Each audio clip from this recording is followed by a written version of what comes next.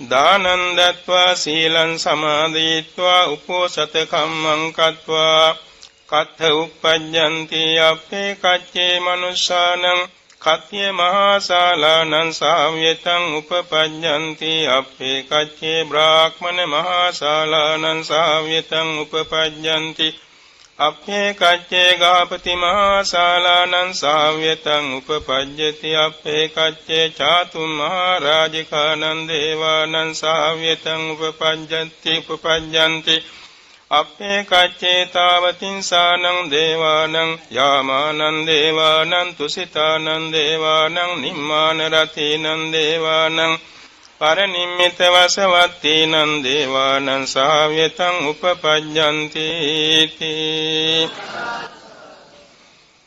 ශ්‍රද්ධාවන්ත පින්නතුනි තුලකාග්‍ර වූ සම්මා සම්බුදුරජාණන් වහන්සේ ජේතවන මහා විහාරයේ වැඩ ඉන්න දිනක විශාඛා මහා උපාසිකා මාතාව පෙරවස් සමාදන්ව පැමිණ ධර්ම ශ්‍රවණයට සූදානම් වූ වෙලාවේ සරුවක්ඥන් වහන්සේ විසින් දෙසූ දේශනාවක සූත්‍ර පාඨයක් මේ කියුනේ. දන් දීලා සිල් සමාදන්ව රැකලා පෙරවස් සමාදන්ව රැකලා කොතනද උපදින්නේ? ඇතැම් කෙනෙක් මනුලොව ශාස්ත්‍රීය මහා වංශ කුලයන්හි උපදිනවා. සමහර කෙනෙක් බ්‍රාහ්මණ මහේසාක්‍ය කුලයන් ඉපදෙනවා. සමහර කෙනෙක් ගෘහපති මහේසාක්‍ය කුලයන් උපදිනවා.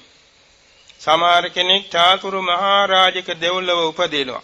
සමහර කෙනෙක් තාවතින්ස දෙව්ලොව, සමහර කෙනෙක් යාම දෙව්ලොව, සමහර කෙනෙක් තුසිත දෙව්ලොව, සමහර කෙනෙක් නිර්මාරාති දිව්‍ය ලෝකේ, සමහර කෙනෙක් පරිනිර්මිත වසවාර්ථ දිව්‍ය ලෝකේ උපදිනවා.